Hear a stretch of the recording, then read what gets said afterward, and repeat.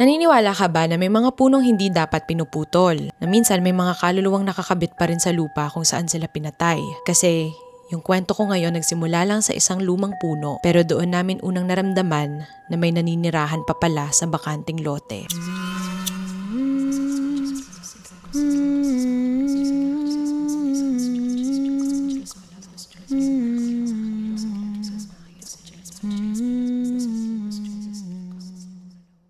Hi everyone, it's been a while. Sa mga tao sa YouTube, I am sorry. I am finally back. Alam niyo naman kung bakit ako hindi nakakapag-post ng mga kung anik-anik lately, pero ito na yung utang kong horror story sa inyo. I just wanna announce na meron na tayong Discord where we can chat. Pwede tayong mag-chat-chat doon, chumismis-chismis. Minsan mag-update ako sa inyo doon, mag-a-announce or what. Yung link nasa description box na lang. Pero pwede rin kasi kayong mag-send ng confessions nyo doon or ng mga horror stories nyo. Don't forget to like, subscribe, and tap the notification bell for more updates. So magsimula na tayo kasi ayoko nang magpantumpik-tumpik pa. Sabi nila ligtas daw kapag nasa simbahan ka. Pero paano kung mismong sa loob ng simbahan, may nilalang na gustong makipaglaro sa'yo? Sa totoo lang, bukas ang third eye ko. Kaya minsan, napagkakamalan kong tao yung hindi naman dapat. Pero bilang may third eye po, mas natatakot po ako sa mga naririnig ko kaysa sa mga nakikita lang. Nangyari po ito way back 2018, bago pa mag-pandemic, nung nag-service po kami sa simbahan. Tuwing may ililibing po kasi sa member ng simbahan, nag-o-offer kami. Minsan may pa-bless at padasal para sa namayapa at part ako ng choir. Noong araw na yon, Sabado, at yon ang time na ililibing yung member ng simbahan, naka-churchmate namin.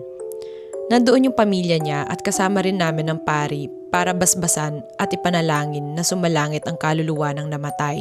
Nagsimula kami sa simbahan at nagtuloy sa sementeryo para sa huling dasal. Habang wala pa kami sa sementeryo, okay lang naman ako.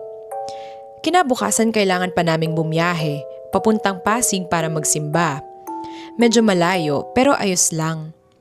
Pagdating namin sa sementeryo, marami akong nakita, mga anino at mga bata, na ipinagsawalang bahala ko lang kasi sanay naman na ako.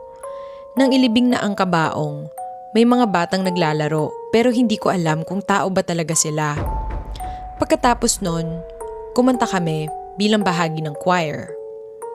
Fast forward, pauwi na kami at napagdesisyonan naming dumaan muna sa bahay ng namatay para sa huling pakain. At para raw may pagpag. Hindi ako naniniwala doon kasi sabi ko, may Diyos naman ako. Hindi ako naniniwala sa ganyan. Pero ang sabi ng kasama ko, maghugas ka daw doon. May nilagang dahon na bayabas para makapagpagpag ka. Sige, ikaw rin baka sundan ka. Tumanggi ako. Nag-commute na lang kami papuntang Pasig at marami kami noon. Pero habang nasa biyahe, iba na yung pakiramdam ko. Parang lalagnatin ako at sobrang lamig ng paligid kahit walang aircon. Tinanong pa ako ng kasama ko kung bakit daw ako namumutla. Ang sabi ko, baka pagod lang. Pagdating namin sa simbahan sa Pasig, mga 10 PM na. Pagod kami kaya nagpahinga sa mga bakanteng kwarto sa chapel. Alam ko namang may mga nagpaparamdam talaga sa simbahan, pero hindi ko na lang pinapansin kasi nasa bahay ng Diyos naman ako. Kinagabihan, hindi ako makatulog. Umiyak ako kasi sobrang bigat ng pakiramdam ko. Sobrang lamig ng paligid, pero ang sabi ng kasama ko, wala naman akong lagnat. Wala kami sa kwarto. May kama sa tapat ng CR, sa kaliwa pader, at sa kanan may maliit na sofa. Doon kami natulog sa papag sa tapat ng kama. Ako yung nasa bandang ilalim kaya madilim sa tabi ko. Tinambakan ko ng unan. Pinilit kong matulog pero hindi ako mapakali. Hanggang sa naramdaman ko, parang may umupo sa sofa sa may ulunan namin. Kinabahan ako kasi wala naman natulog doon. Bukas pa ang ilaw pero tulog na ang lahat. Pinilit ko na lang matulog ulit. Hanggang sa may narinig akong sumisit-sit. Tapos, may kumakalabit na sa akin. Kinabahan ako kaya tumagilid ako at tinakpan ang mukha ko ng unan. Pero maya-maya, parang may humihila sa unan ko. Hinawakan ko ng mahigpit. Hindi ako gumalaw. Narinig kong gumalaw yung kama sa tabi ko. Buti na lang may kasama akong bumangon. Sabi niya, patayin ko na yung ilaw. Sabi ko, Wag na lang, masyadong malamok. Kahit ang totoo, ayoko lang mapuno ng dilim. Pagbalik ko sa higaan, naramdaman ko ulit na gumagalaw ang sofa para bang may umupo na naman. Tapos may kumakalabit ulit at may boses ng batang babae. Ate, laro tayo. Nanindig ang balahibo ko. Wala kaming kasamang bata. As in wala.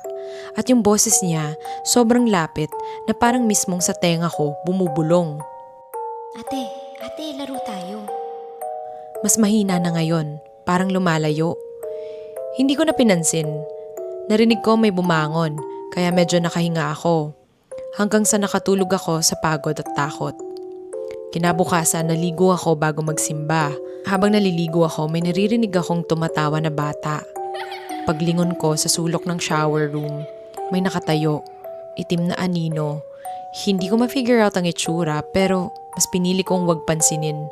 Mas okay na yung nakikita kaysa naririnig. Pagkatapos ng misa, tinanong ako ng kasama ko, may kasama daw ba tayong bago? Ang sagot ko sa kanya, wala naman. Ang sagot niya, sabi sa'yo dapat nagpagpag ka.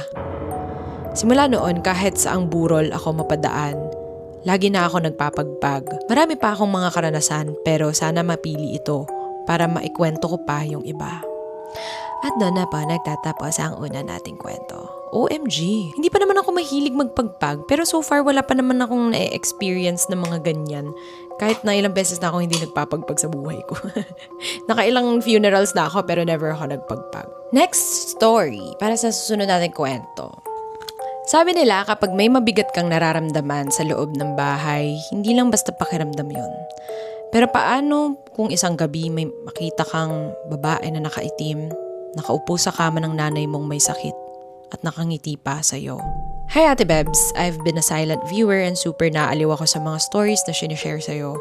Kaya ito, I might as well share this story of mine na recently lang nangyari. I think itong recently na nangyari ay last year pa kasi ang tagal kong hindi nagpo-post. I am sorry. Anyway, ito na nga bumabawi na eh. Ever since I was a child, malakas na talaga ang presence ko when it comes to spirit. Sometimes I feel like they're watching me and sometimes I can see a glimpse of their figure. Wala naman akong problema roon, as long as they don't harm me. Pero eto, very recently lang kasi nangyari. My mom was sent to the hospital due to her illness and ako lagi ang nag-aayos, naglilinis at nagche-check ng kwarto niya. Hindi ko may paliwanag pero kahit noon pa man na nasa bahay pa si mama at hindi pa na-admit sa hospital, may hindi kaaya-ayang pakiramdam na ako sa kwarto niya. Mabigat yung pakiramdam for some reason. As in yung malungkot, sobrang lungkot. Fast forward na admit na siya sa hospital. As usual, ginawa ko yung routine ko. Chine-check ko ang kwarto niya, nililinis at inaayos ang mga gamit niya. Laging naka-turn off ang ilaw sa kwarto niya noon since na-admit siya sa hospital. Pero hindi naman ako natatakot kasi may ilaw sa kusina. Malapit kasi ang room niya sa kusina kaya pumapasok ang liwanag mula doon. Isa lang talaga yung bilin ng kuya ko na lagi kong nakakalimutan. Na isara ang pinto ng kwarto ni mama kapag walang tao. Nakalimutan ko ulit noon. Pagkatapos kong linisin ang kwarto niya, pumunta ako sa sala, nagpahinga at nanood ng series sa phone. Habang nanonood, nakaramdam ako ng gutom. Pumunta ako sa kusina at doon ko siya nakita. May itim na anino ng isang babae na nakaupo sa kama ni mama. She was all black. Hindi ko makita yung mukha niya. Nakaitim siyang damit, mahaba ang buhok. At sobrang haba ng mga kuko niya. Hindi ako agad nakagalaw. Nakaupo lang talaga siya dun. Nang ma-realize ko ang nakita ko, ang una kong instinct ay isara ang pintuan. Sobrang bilis ng pagkakasara ko na para bang may galit ako sa pintuan. Nagising si kuya pagkatapos noon, pero hindi ko na kinwento sa kanya, baka lalo lang siyang matakot. Hindi ko rin sinabi sa kanya na bago ko na isara ang pinto, nakikita kong nakangiti ng nakakatakot yung babae. Hindi ko makalimutan ang encounter na yon to the point na pati sa panaginip ko, naaalala ko pa rin yung itsura niya. Naikwento ko ito sa mama ko pagkatapos niyang ma-discharge sa hospital. Naniniwala kasi siya sa kulam, engkanto at aswang.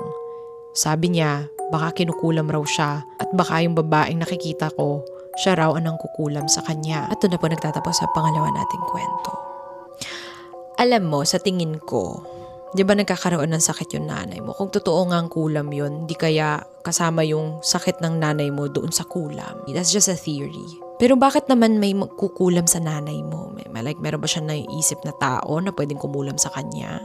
Kasi syempre kukulamin ka lang naman ng mangkukulam or kukulamin ka na nagpapakulam kung may atraso ka sa kanya or may naiinggit siya sa'yo or something. Kung may galit siya sa'yo, di ba? Okay, next story.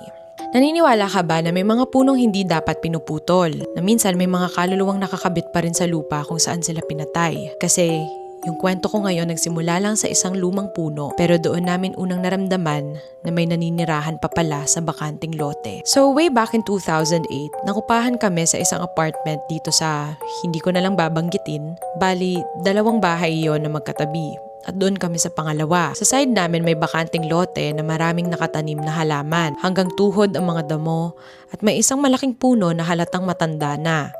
Nasa gilid ito sa dulong bahagi. May naikwento ang bunsong kapatid ko tungkol sa punong iyon. Actually, naririnig lang din daw niya ito mula sa kaibigan niyang matagal nang nakatira sa lugar na yon. Ang sabi, nung hindi pa kami lumilipat doon, may isang babaeng nakatira malapit sa inuupahan namin. Nagdadalang tao raw siya noon. Isang araw, habang naliligo siya sa likod ng puno, may mga lalaking nagiinuman sa kabilang dako. Nakursunadahan daw nila yung babae at ang nangyari, pinagsamantalahan nila ito kahit buntis siya. Ang pinakamatindi pa, pinatay nila ito. Pinasok pa nila sa maselang bahagi ng katawan niya yung bote ng alak na ginamit nila sa inuman. Hindi ko alam kung totoo talaga ang kwento. Pero tuwing naaalala ko ito, lalo na't parang nagtutugma sa mga karanasan namin, hindi ko maiwasang kilabutan. Fast forward ilang taon ang lumipas at pinatayuan ng may-ari ng bagong paupahan ang bakanteng lote. 3 kwarto yon, sakto lang para sa 1 hanggang 3 pamilya. Hindi ito naipabless at agad nila itong pinaupahan. Maraming sumubok tumira doon pero ilang linggo, buwan lang ang lumilipas, umaalis din sila. Isang beses may nangupahan sa dulong room pero 1 linggo lang. Bigla na lang lumayas. In short, walang nagtagal. May tumira rin sa gitnang kwarto. Tawagin na lang natin siyang Ate Cynthia. Gabi iyon nang lumabas kami ng kapatid ko para magsoli ng charger sa kanya. Bandalimang paligid pero dahil 2 kami, okay lang. Nang kumatok ako biglang sumigaw ang kapatid ko. Kaya napatili rin ako. Pagkasoli namin ng charger, dali-dali kaming tumakbo pa uwi. Hinihingal kong tinanong sa kanya kung bakit siya sumigaw pero hindi siya sumasagot. Ang sabi lang niya natakot siya. Wala kaming kasama noon sa bahay dahil nasa check-up si Lola at sinamahan ni Lolo. Pagsapit ng madaling araw, nilagnat ako. Hindi ko alam kung bakit pero nanginginig ako at nagdedeliryo. Kinabukasan ng madaling araw, mga bandang 2:00, nagising ako. Ang higaan namin ay nakaharap sa kusina at katapat ng kusina ang CR. May maliit na bumbilya doon na nagsisilbing ilaw namin sa gabi kaya medyo madilim pa rin. May nakatayo sa tapat ng CR. Sa mismong ilalim ng ilaw, babae siya, nakatayo lang kaya tinitigan ko mula paa hanggang ulo. At nagulat ako. Si Mama yun. Nakangiti at nakatitig sa akin. Hindi siya kumikilos o nagsasalita dahil inaantok ako, ipinagsawalang bahala ko na lang at muling natulog. Kinabukasan tinanong ko si Mama tungkol doon. Pero ang sabi niya, 1:00 pa lang daw ay nakaalis na siya papunta sa trabaho at madaling araw ang pasok niya. Sinabi niya na mabuti na lang at hindi ko raw siya pinansin o nilapitan dahil baka kinuha na raw ako noon. Taong 2012, New Year, 10 minuto bago mag-fireworks, nasa labas kami ni na Mama, Papa at Bunso. Nakaharap kami sa direksyon ng bagong paupahan kasi medyo mababa ang pagkakatayo at maganda ang view ng fireworks. Sa tabi ng puno, may pader na naghihiwalay sa isa pang bakanting lote. Nang nagsimula ng fireworks, nakatutok lang kami roon. Pero biglang sumigaw si Bunso, "Mama, may batang natakbo doon!" Sabay turo sa bakanting lote at sa dulong kwarto. Sinundan ito ni Papa. Tinapik niya muna ang kamay ni Bunso bago nagsalita. Sabi niya nakita rin daw niya ang tinuro ng kapatid ko. Ayaw na sana niyang sabihin pero dahil nagulat siyang pareho nilang nakita, ikinuwento na rin niya sa amin ni Mama kung ano ang itsura. Ang sabi ni Papa noong unang putok pa lang ng fireworks, may nakita siyang batang lalaki sa bakanting lote na tumakbo o tumagos papunta sa dulong kwarto. Kasunod nito, isang babae. Pareho raw silang nakatakip ng tenga habang tumatakbo.